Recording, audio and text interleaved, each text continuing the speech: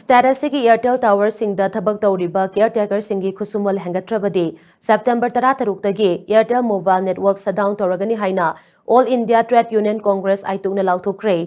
हिरंबसिगा मरी लैनना आइतुक अमदी All Manipur Airtel Workers Union अनिना पुल्लगा सिल्लगा ngasi Manipur Press Club के थांगजिंग होदा पांगथोखिबा पाउगी मिफम अमदा आइतुक की जनरल सेक्रेटरी लाइश्रम सोतिन कुमारना वाफम असि फोंगदोक्लदुना हाई Airtel Tower सिंगदा थबक तौरिबा वर्कर सिंगी खुसुमल हेंगलु हाइदुना मतम सांगना खोंजंग चंगचिंदुना लाकपनी Airtel की वर्कर सिंगना थेंगनरिबा खुदोंचादबा सिंग असि येंगलगा मिनिमम वेजेस नत्रगसु नोंगमदा लुपा चामरी रोम सारगा था अमदा लुपा लिसिंग 13 पिबियो हिरंबसिगी मतांगदा वाकत कया तौरबसु मरी लैनबा सिंगना तारक्तबदगी हौकिबा जुलाई 13 तगी नन कोऑपरेशन मूवमेंट की खोंजंग चंगसिंदुना लाखिबनी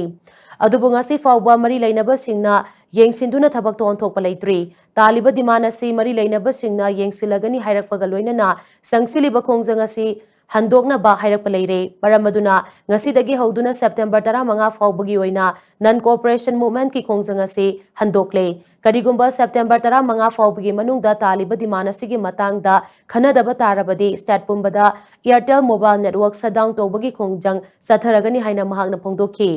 महागना मखाताना हाई स्टेटस सिदा एयरटेल टावर चामरी हेना लैरी टावर सिंग असि पानरिबा वर्कर सिंगदा हौजिक था अमदा लुपा लिसिंग 5,500 खकपीदुना थबक तौहनबता नतना मखोइगी पिफम थोकपा इंसेंटिव अमदी मथौ ताबा खुचुकुलाई सिंग अमता पिबीदना लैरी मखोइ सिंग असिगी चपचाबा मिनिमम वेजेस फंगफम थोइ हाइदुना डिमांड कया तौदुना लाकपनी अथुबा मतमदा वर्कर सिंगी अवाबा खुदोंचादबा सिंग असि उबीदुना खुसुमल हेंगतपियो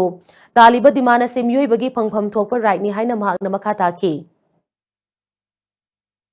ngasidagiना सेप्टेम्बर की तारीख अखोइना हान सथरंबा नन कोऑपरेशन मूवमेंट से ngasiदगी कॉल अप तौरे लोइनना सेप्टेम्बर की तांग 15 फाउगी मनुंगदा अखोइना तालिबा डिमांड सिंगसे मसि खनबिद्रगदी लाखदोरिबा सेप्टेम्बर की तारीख 15 दगिदी अखोइ हानगी नन कोऑपरेशन मूवमेंट नत्तबा याम अकनबा टावर पुनमक थबक सब चार लेपा अदुगा एयरटेल की फंक्शन असे मसी अखोइ स्टेट से सुंतौ तौहनदनबगी अदु यौना अखोइ अकनबा खुंथांग सिलकलगनी हाइना मसी की प्रेस की अदुगा मिफम असिदा अखोइ लौथोकसरी